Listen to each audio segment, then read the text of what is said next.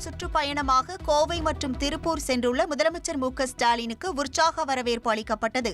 பொள்ளாச்சி மற்றும் உடுமலை பகுதிகளில் நலத்திட்ட உதவிகளை முதலமைச்சர் மு.க.ஸ்டாலின் வழங்க உள்ளார். இதற்காக கோவை விமான நிலையம் சென்றடைந்த முதலமைச்சர் மு.க.ஸ்டாலினுக்கு திமுகவினர் உற்சாக வரவேற்பு அளித்தனர்.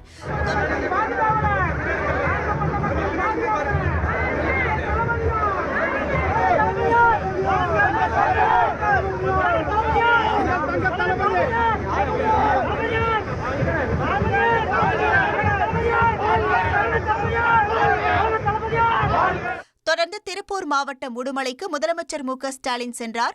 அப்போது சாலையில் திரண்டு மேள தாளங்கள் முழங்க முதலமைச்சர் மு.க.ஸ்டாலினுக்கு திமுகவினரும் பொதுமக்களும் வரவேற்பளித்தனர்.